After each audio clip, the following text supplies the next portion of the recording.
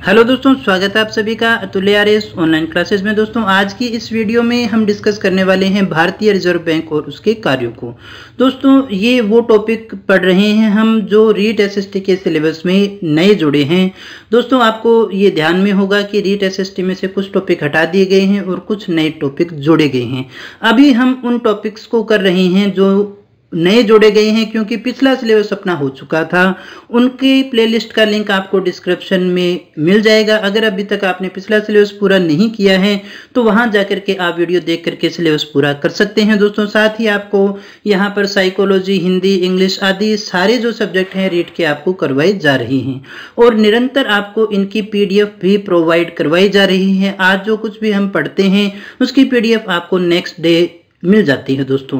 और दोस्तों आपके लिए एक और अच्छी न्यूज़ ये है कि जल्दी ही हमारा प्रयास ये चल रहा है कि ये जो भी टॉपिक आपको करवाए जा रहे हैं इन सब की एक संयुक्त पीडीएफ जो है आपको अवेलेबल करवा दी जाए, ताकि आपको लिखना न पड़े जो आपकी समस्याएं हैं, क्योंकि प्रिंटिंग थोड़ी सी महंगी होती है। इसलिए कोशिश ये की जा रही है कि इन सारों को एक ही जिल्द के अंदर बांध करके आपके सामने रखा जाए। आपको पीडीएफ वो आपको मिल जाएगी दोस्तों, बिल्कुल निःशुल्क ही मिलने वाली है, ताकि आप उसके प्रिंट करवा के पढ़ सकें और आपको लिखने वाला झंझट है वो समाप्त हो जाए दोस्तों। तो दोस्तों उम्मीद करता हूं कि आपको हमारा ये कार्यक्रम पसंद आ रहा होगा।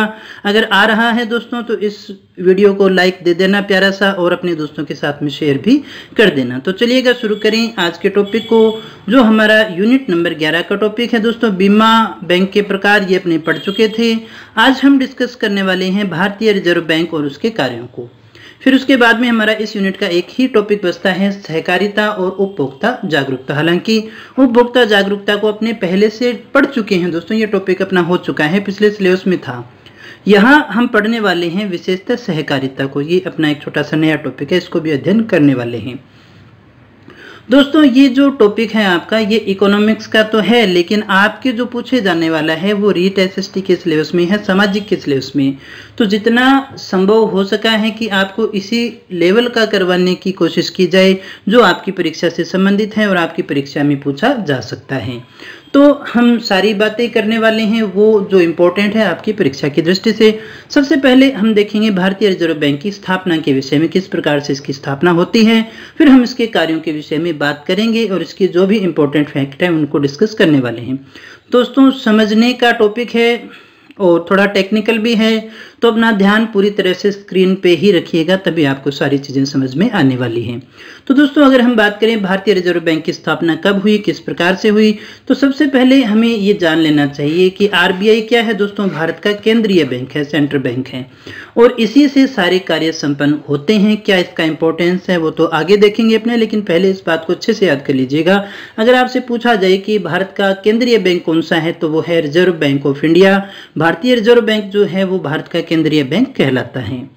इसकी स्थापना जो हुई थी दोस्तों वो 1935 में हुई थी। बैंकिंग विनियमन अधिनियम जो था 1934 इसके अंतर्गत की गई थी, और इसकी स्टार्टिंग जो पूंजी थी वो थी दोस्तों 5 करोड़ रुपए। अब ये कैसे हुआ इसको समझ लीजिएगा थोड़ा सा दोस्तों। ऐसा नहीं है कि पहले बैंक नहीं थे या आरबीआई से पहले बैंक नहीं थे भारत के अंदर। उससे पहले भी देखिएगा दोस्तों भारत में बहुत सारे बैंक हुआ करते थे जो अपना काम कर रहे थे, लेकिन ये जो बैंक थे वो सारे के सारे कैसे थे दोस्तों, प्राइवेट थे और अपनी अपनी मनमर्जी से काम कर रहे थे। और इन बैंक के अंदर जो सबसे बड़ी समस्या थी वो आ रही थी दोस्तों भ्रष्टाचार। ये बैंक बहुत ही ज़्यादा भ्रष्टाचार में लिप्त थे और बहुत ही भ्रष्टाचार कर रहे थे, इसलिए आवश्यकता हुई इनके ऊपर कोई प्रतिबंध लगाने की, इनको रेगुलेट करने की। तो दोस्तों उस समय जो प्रयास हुआ जो सबसे पहले वो था 1920 का। ये आपको याद रखना है दोस्तों, 1920 का साल। तो ये आवश्यकता हुई कि क्यों ना कुछ ऐसी संस्था बनाई जाए, कुछ ऐसा किया जाए जो इन सारे बैंकों के ऊपर हो और इन बैंकों को कंट्रोल करने की कोशिश करे। तो 1920 के अंदर एक कमेटी आती है दोस्तों जिसे हम कहते हैं हिल्टन कमेटी। ये नाम आपको अच्छे से याद रखना है दोस्तों, पूछा जा सकता है। कौन सी कमेटी की बात करें, अपने हिल्टन कमेटी 1920 में आती है। इसे अपने रॉयल कमीशन के नाम से भी जानते हैं, और क्या नाम दे सकते हैं दोस्तों हम इसे, रॉयल कमीशन के नाम से भी जानते हैं। तो 1920 में ये कमेटी आई थी और जो था इन भ्रष्टाचार के ऊपर, बैंकों के ऊपर एक प्रकार से लगाम लगाने के लिए जो भी सुझाव दिए जा सकते थे उनके लिए इस कमेटी का गठन किया गया। और इस कमेटी ने जो अपनी रिपोर्ट सौंपी दोस्तों, ये भी जानना जरूरी है, ये रिपोर्ट सौंपी इन्होंने 1926 के अंदर।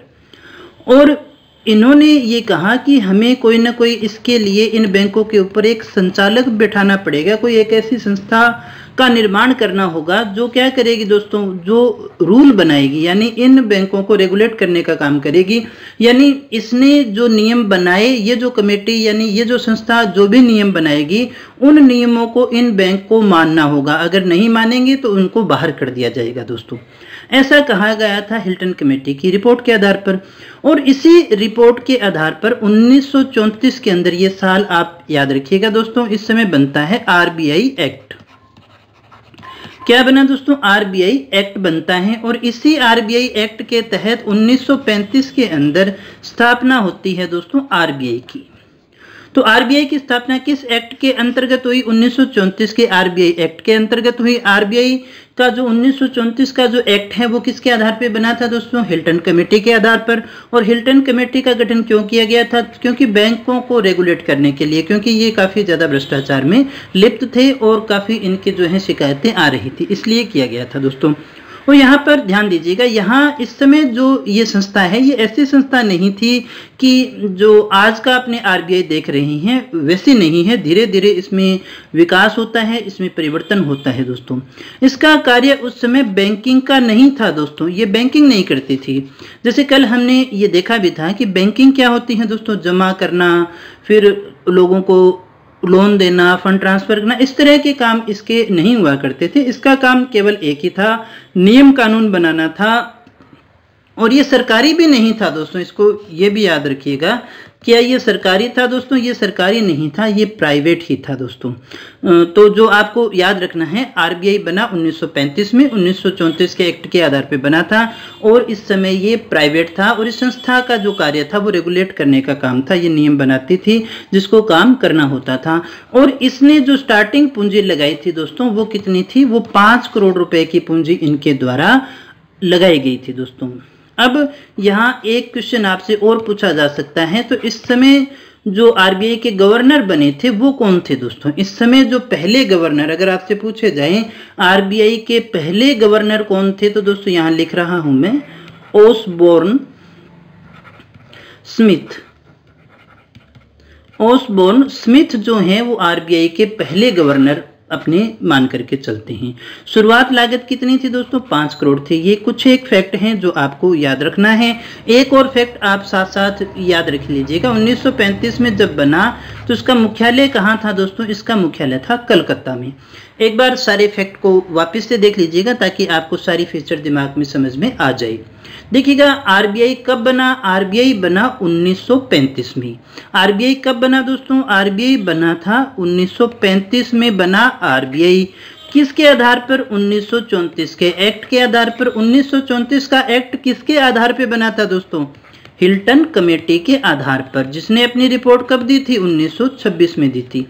अब 1935 में किसका जन्म हुआ दोस्तों, आरबीआई का जन्म हुआ। तो आरबीआई कैसा था दोस्तों, प्राइवेट था। और प्राइवेट था तो कितनी राशि से, 5 करोड़ की राशि से इसको शुरू किया गया था दोस्तों। और इसका मुख्यालय कहाँ था, ये याद रखिएगा, उस समय का कोलकाता जो था वो इसकी राजधानी हुआ करती थी। और इसमें जो पहला आरबीआई का गवर्नर जो बना था वो कौन था दोस्तों, वो ओसबर्न स्मिथ था। ओसबोर्न स्मिथ जो था वो पहला गवर्नर माना जाता है दोस्तों। तो दोस्तों उम्मीद करता हूँ सारी बातें आपको समझ में आ रही है। तो इसके बाद में दोस्तों आगे बढ़ें अपने, तो ये तो था आरबीआई का पहला गवर्नर। लेकिन अगर आपसे पूछा जाए कि भारत का पहला जो है भारतीय गवर्नर जनरल कौन था आरबीआई का, तो वो था दोस्तों सीडी देशमुख। सीडी देशमुख जो हैं वो भारत के पहले गवर्नर जनरल माने जाते हैं। गवर्नर जनरल से संबंधित 1-2 फैक्ट को अपने और देख लेते हैं दोस्तों। तो पहला जो देखिए गवर्नर था वो सीडी देशमुख था। भारतीय की बात करें, अगर आपसे पूछा जाए सबसे लंबे समय तक कार्य करने वाला आरबीआई का गवर्नर कौन था, तो दोस्तों उसका नाम था बेनेगल रामा राव। ये जो था सबसे लंबे समय तक काम करने वाला था। अगर आपसे पूछा जाए सबसे कम समय तक काम करने वाला कौन था, तो दोस्तों वो था अमिताभ घोष। मात्र 20 दिन का कार्यकाल आता है दोस्तों इनको, इतना छोटा इनका कार्यकाल था। इनका कार्यकाल जो था वो 15 जनवरी से लेकर के अपने 4 फरवरी तक मानते हैं दोस्तों। 4 फरवरी 1985 तक का जो कार्यकाल है वो इनका माना जाता है दोस्तों। तो आरबीआई के गवर्नर में ये बातें हमें थोड़ी सी याद रखनी है। 16वें गवर्नर थे दोस्तों, ये कौन से थे? 16वें सीडी देशमुख जो पहले गवर्नर जनरल थे, पहले भारतीय गवर्नर जनरल अपने मानते हैं, क्रम में ये तीसरे थे दोस्तों। ये बात भी आपको विशेषता याद रखनी है। अभी वर्तमान में कौन है दोस्तों, ये भी आपको याद रखना चाहिए। इसके बाद में दोस्तों आगे हम बात करें, आरबीआई के प्रथम गवर्नर सर ओसबोर्न स्मिथ थे, ये बात अपने पढ़ चुके हैं। जबकि प्रथम भारतीय गवर्नर कौन थे? सीडी देशमुख थे। वर्तमान जो है वो कौन है दोस्तों, आपको कमेंट करके बताना है वर्तमान गवर्नर जनरल कौन है दोस्तों। ये आपको देखना भी है, आपको याद करना है, अभी पूछा भी जा सकता है। इसके बाद में दोस्तों आरबीआई की स्थापना हिल्टन यंग समिति की सिफारिशों पर हुई थी, ये भी अपने पढ़ चुके हैं, उम्मीद करता हूँ समझ में आ चुकी होगी। अब देखिएगा दोस्तों, अभी तक ये बैंक जो चल रहा है भारत के आज़ाद होने के बाद में भी ये प्राइवेट ही है दोस्तों, और इसमें गैर सरकारी शेयरधारक थे वो बहुत ज़्यादा थे। तो उनके हाथों से जो है अपने हाथ में लेने के लिए, वहाँ से ऐसा कहें हम प्राइवेट से सरकारी करने के लिए जो है इसका केंद्रीकरण करने के लिए 1 जनवरी 1949 को कदम उठाया गया और 1 जनवरी 1949 को रिजर्व बैंक का राष्ट्रीयकरण किया गया। दोस्तों इसमें जो सबसे ज़्यादा क्वेश्चन पूछे जाते हैं, कब की गई स्थापना? 1935 में। किस एक्ट पे? 1934 पे। पहले गवर्नर कौन थे? पहले भारतीय गवर्नर जनरल कौन से थे? कौन सी कमेटी थी? और राष्ट्रीयकरण कब किया गया था? दोस्तों यहाँ से यही प्रश्न जो है वो सबसे ज्यादा पूछे जाते हैं। यद्यपि प्रारंभ में ये कैसा बैंक था? निजी स्वामित्व वाला ही बैंक था। वर्ष 1949 में राष्ट्रीयकरण के बाद इस पर पूरी तरह से भारत सरकार का स्वामित्व हो गया है। अब ये भारत सरकार का बैंक है और भारत सरकार का जो है केंद्रीय बैंक माना जाता है। आगे देखिएगा दोस्तों, शुरुआत में जो आरबीआई है उसका केंद्रीय कार्यालय कोलकाता में स्थापित किया गया था 1935 में, अभी हमने बात भी की थी, जिसे 1937 में भारत के जो है वित्तीय राजधानी, फाइनेंशियल राजधानी जो है हमारी मुंबई में स्थानांतरित किया गया। और ये जो केंद्रीय कार्यालय है वो ऐसा कार्यालय होता है जहां पर आरबीआई का गवर्नर बैठता है दोस्तों। आरबीआई का गवर्नर कहाँ बैठता है? मुंबई में बैठता है, और जहां से आरबीआई संबंधी जो नीतियां हैं, जो कार्य हैं वो किए जाते हैं दोस्तों। आगे देखें हम, भारत में बैंकिंग व्यवस्था में अगर आपसे पूछा जाए सर्वोच्च स्थान पर कौन सा आता है, तो भारतीय रिजर्व बैंक आता है। भारत में जितने भी बैंक हैं उनके शीर्ष पे अगर हम देखना चाहें तो कौन सा बैंक है? आरबीआई है, जो सबको रेगुलेट भी करता है। यह केंद्रीय बैंक जो है, केंद्रीय बैंक के रूप में मौद्रिक प्रणाली का भी शीर्ष संस्थान आता है। देखिएगा दोस्तों, मौद्रिक प्रणाली क्या होती है कि बाजार के अंदर जो आपकी मुद्रा है, इस मुद्रा प्रसार को क्या करना होता है? मुद्रा प्रसार को हम कह सकते हैं तरलता, लिक्विडिटी। यानी बाजार में कई बार पैसा बहुत ज्यादा होता है और कई बार पैसा कम होता है दोस्तों। तो इस पैसे को हम तरलता कहते हैं। बाजार के अंदर पैसा कम या ज्यादा करने की जो नीति है हम उसे एक साधारण भाषा में मौद्रिक प्रणाली कह सकते हैं। तो आरबीआई जो है ब्याज रेट देखिएगा, जब ज्यादा कर देती है तो लोन महंगा हो जाएगा, तो इसलिए बाजार में क्या होगा? पैसा कम हो जाएगा। ऐसा कदम उठाती है आरबीआई तब जब देखिए मुद्रास्फीति की कंडीशन है, यानी महंगाई बहुत ज्यादा है, मतलब लोगों की जेब में पैसा है दोस्तों, बहुत सारा पैसा है, तो फिर कुछ भी खरीदते हैं, फिर हम रेट नहीं देखते दोस्तों। जब हमारी जेब में बहुत सारा पैसा है तो हम रेट नहीं देखते, लेकिन जब पैसा नहीं है तो हम सारे कार्य रेट देख करके करते हैं। अब अगर मंदी का दौर है, मंदी का दौर अब अगर है तो मतलब बाजार में पैसा नहीं है, पैसा घुमाने के लिए क्या किया जाता है दोस्तों? जो ब्याज की दरें हैं वो कम कर दी जाती है, लोन सस्ता कर दिया जाता है, जिससे लोगों के हाथ में पैसा आए और काम चले दोस्तों। काम चलता है तो उसका लाभ जो है वो सभी को होता है। बिल्डिंगें बनेगी, उद्योगों को लोन मिलता है, जिससे काम शुरू होता है। तो इसको साधारण भाषा में मैं आपको समझा रहा हूं। अगर हमारे टॉपिक में स्पेशली मौद्रिक नीति लिखी हुई होती तो हम रेपो रेट, उनको कम ज्यादा का प्रभाव, वो सारी चीजें देखते, लेकिन इस पॉइंट ऑफ व्यू से आपको देखने की किसी प्रकार की आवश्यकता नहीं है दोस्तों, और आना भी नहीं है। तो मौद्रिक प्रणाली को अगर आप समझ पाए तो क्या हुआ, मुद्रास्फीति जो है या फिर बाजार में जो पैसे की तरलता है उसको कम या ज्यादा करने के लिए हम नीति कौन से अपनाते हैं, मौद्रिक नीति को अपनाते हैं दोस्तों। एक राजकोषीय नीति होती है जो केंद्रीय सरकार के द्वारा अपनाई जाती है और एक मौद्रिक प्रणाली होती है जो आरबीआई अपनाता है। ये क्वेश्चन आपसे पूछा जा सकता है कि मौद्रिक प्रणाली लागू कौन करता है दोस्तों, तो वो आरबीआई करता है दोस्तों। इसके बाद में देखिएगा आरबीआई के 4 क्षेत्रीय कार्यालय भी हैं। 4 क्षेत्रीय कार्यालय कौन कौन से हैं, कहाँ कहाँ हैं दोस्तों, तो दिल्ली में है, कोलकाता में है, चेन्नई में है और मुंबई में है। ये क्वेश्चन आपसे पूछा जा सकता है इस प्रकार से, कौन से कहाँ पर जो है क्षेत्रीय कार्यालय नहीं है। इसके बाद में देखिएगा वर्तमान में यहाँ पर एक गवर्नर होता है और 4 डिप्टी गवर्नर होते हैं।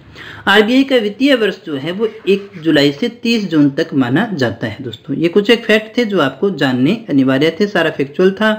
भारतीय रिजर्व बैंक क्या है दोस्तों, केंद्रीय बैंक है जो देश की मौद्रिक नीति को बनाता है और उन सभी उपायों को करता है जिसके द्वारा अर्थव्यवस्था में आवश्यकता के अनुसार मुद्रा की पूर्ति को सुनिश्चित की जा सके, यानी तरलता को सुनिश्चित किया जा सके, यानी जितनी मार्केट में चाहिए उतना ही रखे दोस्तों।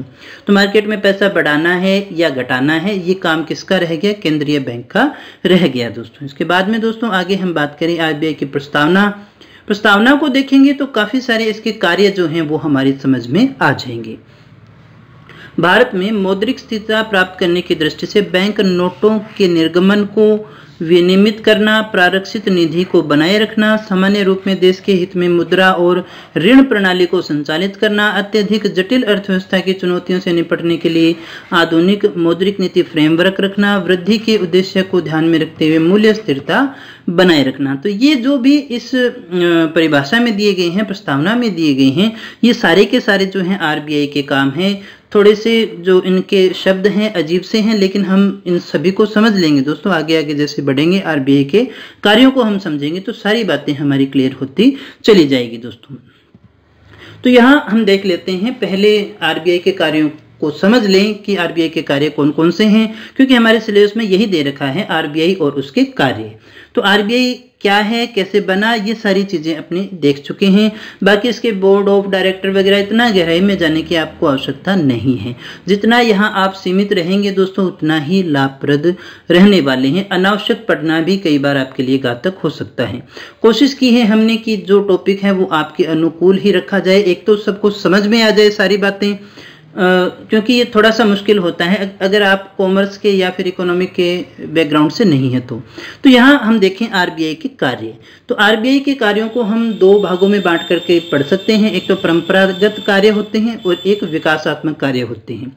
तो सबसे पहले हम परंपरागत कार्य जो उसको करने ही हैं, उसमें सबसे पहला जो काम आता है वो आता है इसका मुद्रा का निर्गमन का एकाधिकार और मुद्रा भंडारण का प्रबंधन करना।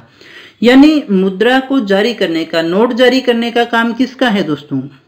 क्या एचडीएफसी बैंक या फिर एक्सिस बैंक या एसबीआई जो है वो कभी नोट छाप सकता है क्या? कभी आपने देखा है उसका नोट? भारतीय रिजर्व बैंक ही लिखा हुआ आता है, क्योंकि नोट जारी करने का जो अधिकार है वो केवल और केवल किसके पास में है? आरबीआई के पास में ही होता है दोस्तों। तो आरबीआई जो है वो 1 रुपए के अतिरिक्त, यानी 1 रुपए के अलावा सभी प्रकार के सिक्के और जो नोट हैं उनका निर्गमन करता है दोस्तों। इस बात को समझ लीजिएगा, आरबीआई क्या करता है, 1 रुपए को छोड़ करके बाकी सभी सिक्के और नोटों का निर्गमन करता है और साथ ही साथ मुद्रा जो है उसका मुद्रा का भंडार और प्रबंधन है वो भी इसी के द्वारा किया जाता है दोस्तों। अब यहाँ ये रह गया कि 1 रुपए के नोट पर फिर कौन हस्ताक्षर करता है या फिर 1 रुपए के नोट कहाँ से आता है?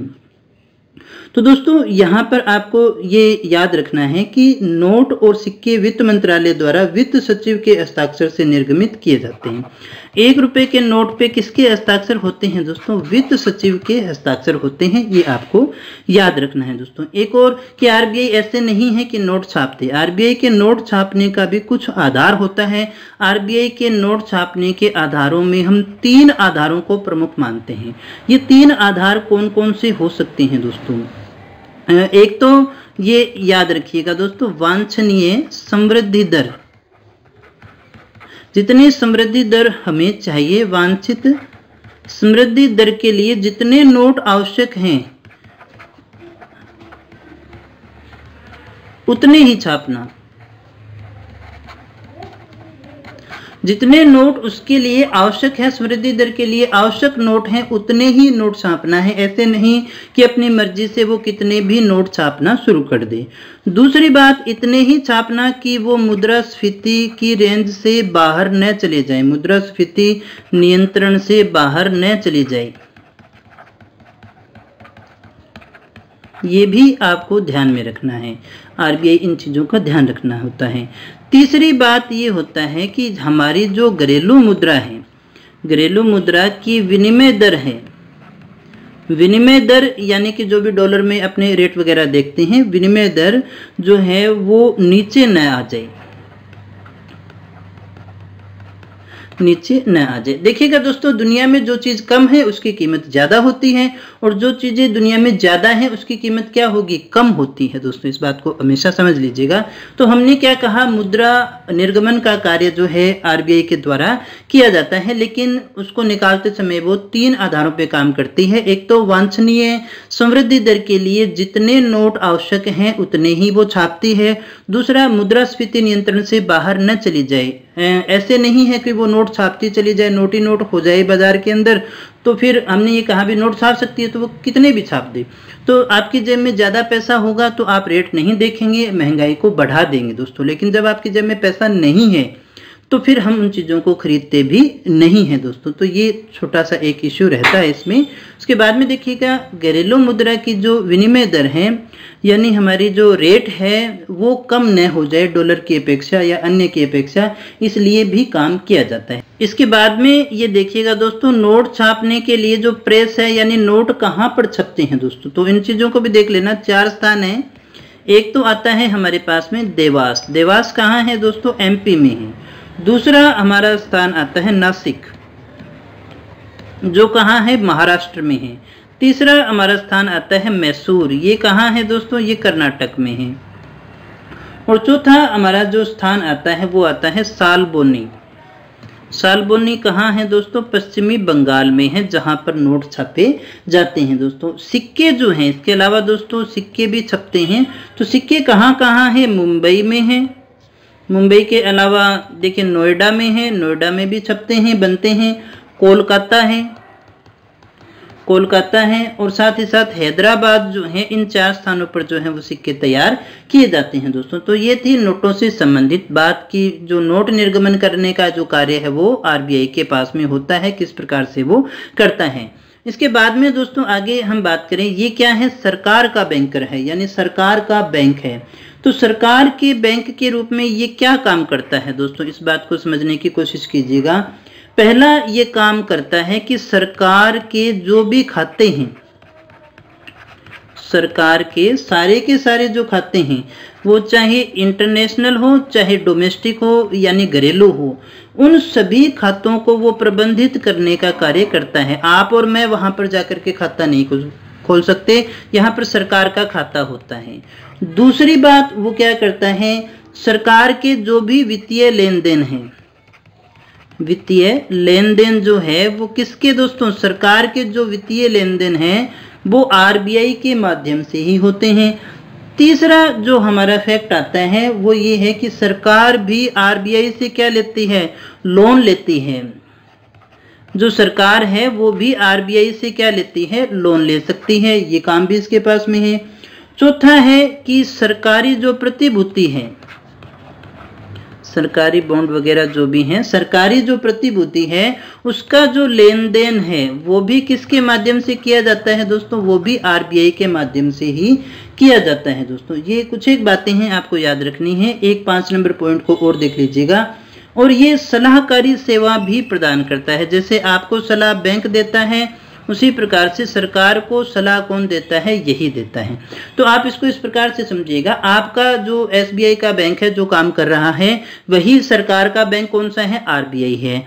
तो आरबीआई में सरकार के खाते हैं, वहीं इंटरनेशनल यानी यहाँ से विदेश में कुछ भेजना है, आना है तो वो रहेगा। वित्तीय लेन देन सरकार जो करेगी वो इसके माध्यम से होता है। सरकार को लोन लेना हो तो यहाँ से वो ले सकती है। सरकारी प्रतिभूतियों का जो लेन देन है वो इसी के साथ में होता है, और सलाहकारी जो कार्य हैं वो भी इसके द्वारा किए जाते हैं दोस्तों। इसके बाद में दोस्तों अगला पॉइंट आता है हमारा बैंकों का बैंकर और नियामक।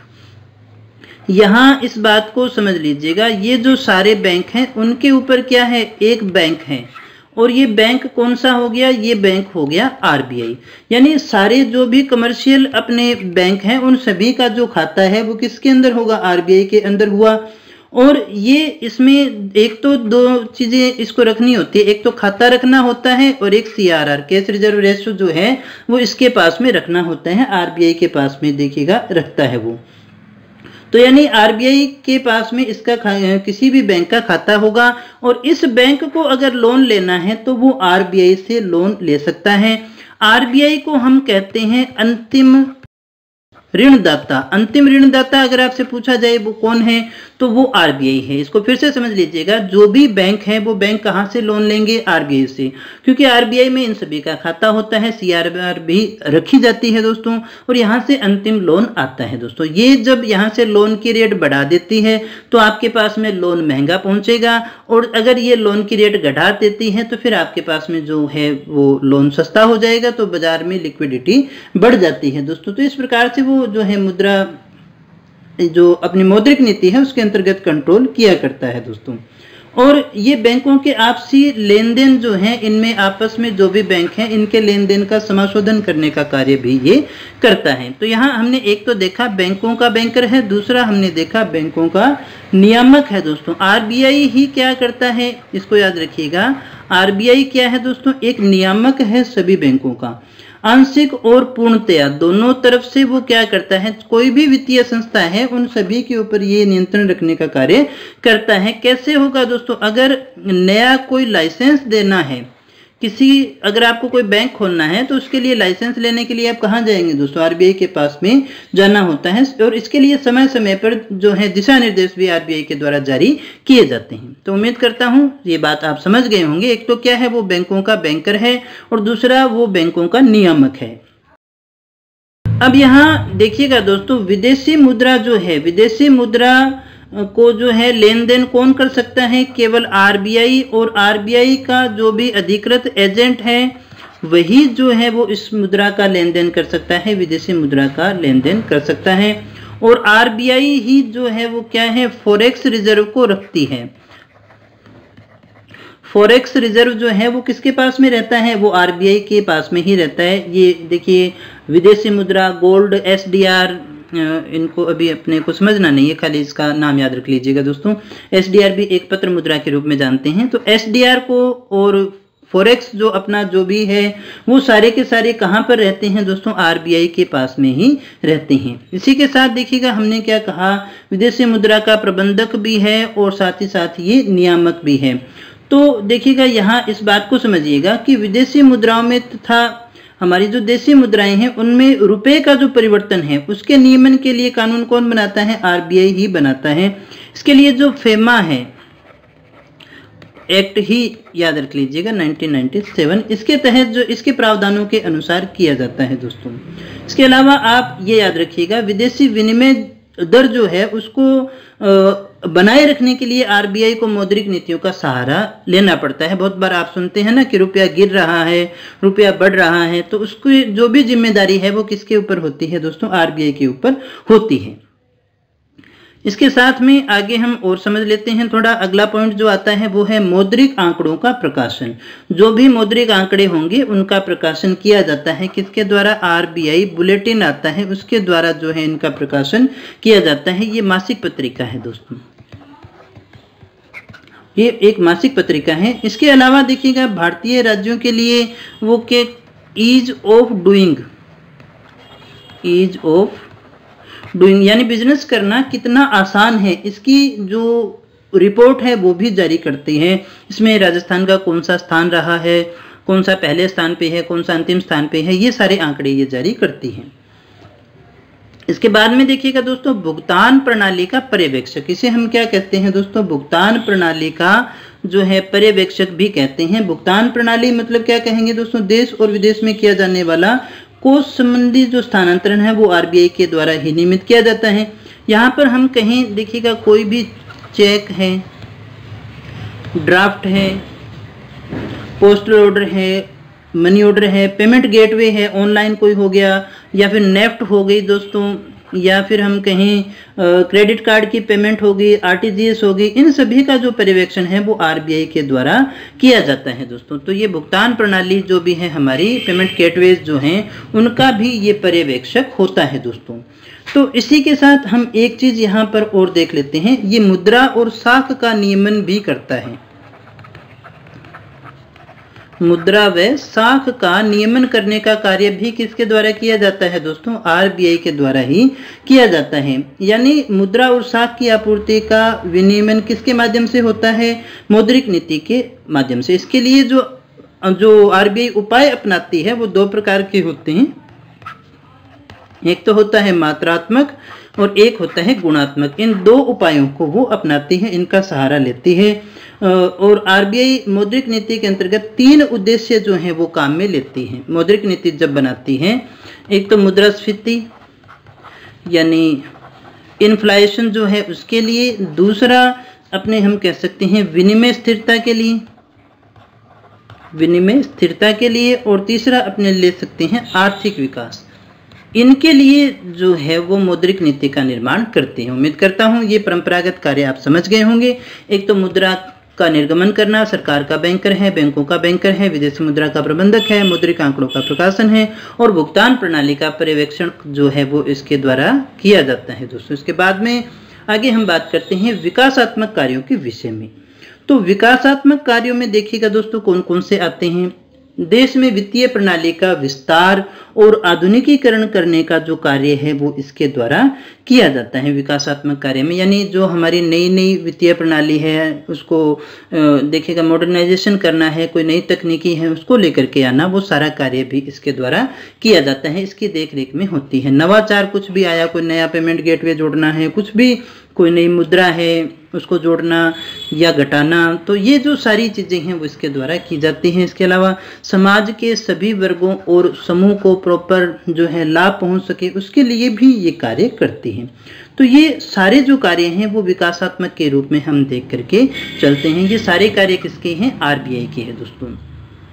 तो हमने हमारे सिलेबस के अनुसार देखा है। इसके अलावा हम जो इन शॉर्ट इस कार्यों को जो आपके लिए लिखा हुआ पीडीएफ में मिल जाएगा उस पर भी अपनी बात कर लेते हैं दोस्तों। पहला जो इसका काम आता है नोट जारी करना। भारतीय रिजर्व बैंक के पास देश में नोटों को छापने का एकाधिकार है, नोट वही छाप सकता है। 1 रुपए के नोट के अलावा जो है वो सभी प्रकार के नोट जारी करने का अधिकार किसके पास में है, आरबीआई के पास में है दोस्तों। अब तो हम सारी बातें समझ चुके हैं तो बड़ा ईजी रहेगा दोस्तों। नोट को जारी करने या छपाई के लिए आरबीआई कौन सी पद्धति को अपनाता है, न्यूनतम रिजर्व प्रणाली को अपनाता है। और इस प्रणाली के तहत 1957 से ही आरबीआई क्या करता है, सोने और विदेशी मुद्रा का जो भंडार है, डॉलर वगैरह है, वो अपने पास में रखता है। 200 करोड़ रुपए का जो है कोष उसको अपने पास में रखना होता है। फिर वो कितने भी नोट जारी कर सकता है। लेकिन इस 200 करोड़ में से 2 चीज़ें हैं। 115 करोड़ के तो क्या होगा, आपके पास में गोल्ड होना चाहिए, और बाकी जो बचा वो आपके पास में क्या होना चाहिए, विदेशी मुद्रा होनी चाहिए। यानी 115 प्लस 85 करोड़ का जो है वो आपको मामला सेट करना है। 115 करोड़ में तो क्या होगा दोस्तों, गोल्ड होगा।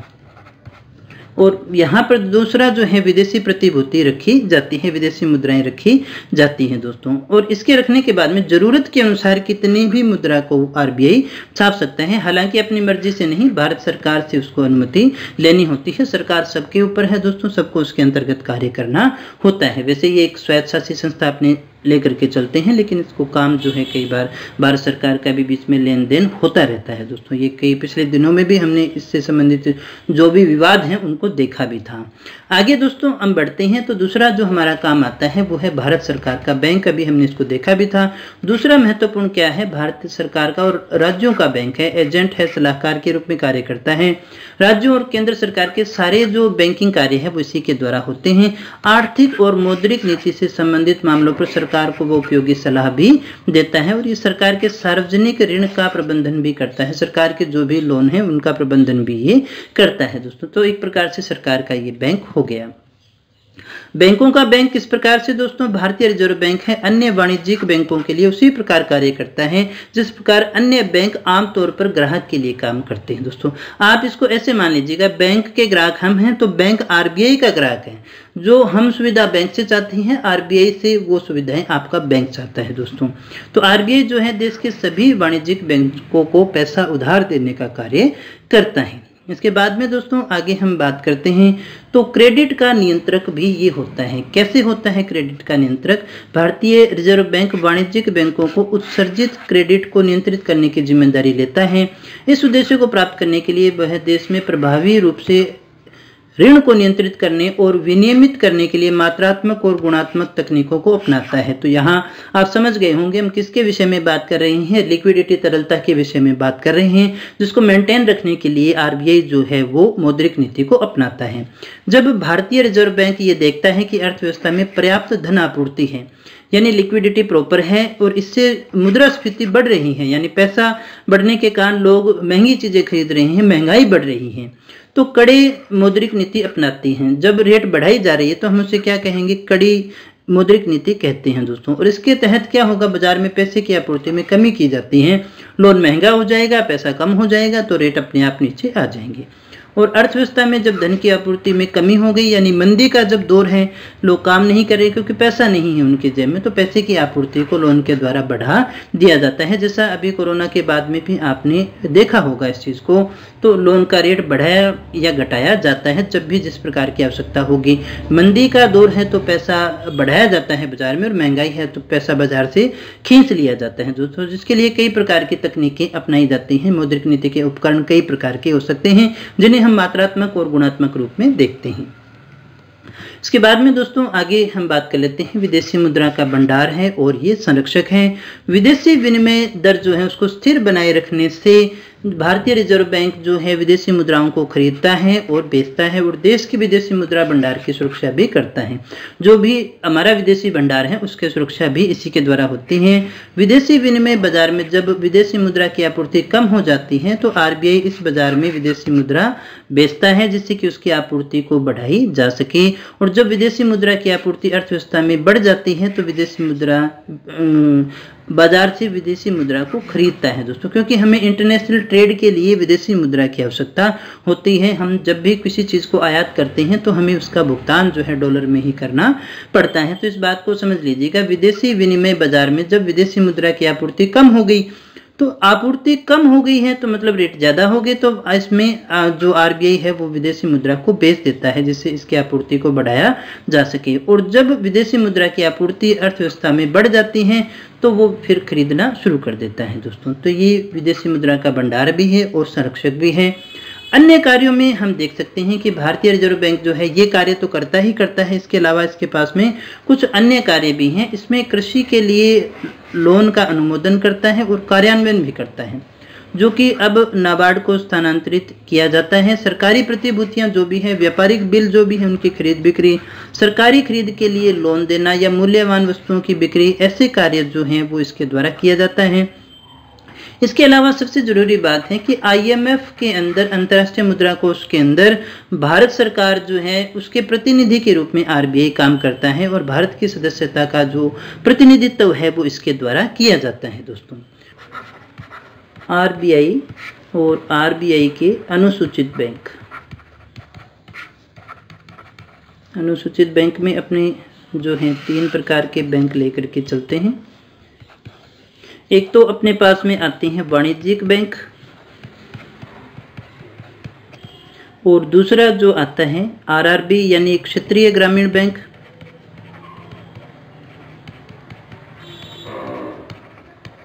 क्षेत्रीय ग्रामीण बैंक आते हैं। फिर आते हैं हमारे सहकारी बैंक। 3 प्रकार के बैंक आते हैं इसमें। और यहाँ वाणिज्यिक बैंक है जो इसमें अपने 2 प्रकार के देख सकते हैं। एक तो कौन सा आता है, हमने कल भी बात की थी इसके विषय में, सार्वजनिक आता है। दूसरा जो है प्राइवेट सेक्टर के आते हैं, निजी क्षेत्र के बैंक आते हैं। और सार्वजनिक में अपने 2 प्रकार के ले सकते हैं। एक तो जो राष्ट्रीयकृत नहीं है, गैर राष्ट्रीयकृत और एक आते हैं राष्ट्रीयकृत बैंक। बैंकों का एक प्रकार आप ये भी देख सकते हैं। सहकारी बैंक में हम दो प्रकार के देख सकते हैं, एक तो अर्बन कोऑपरेटिव बैंक है,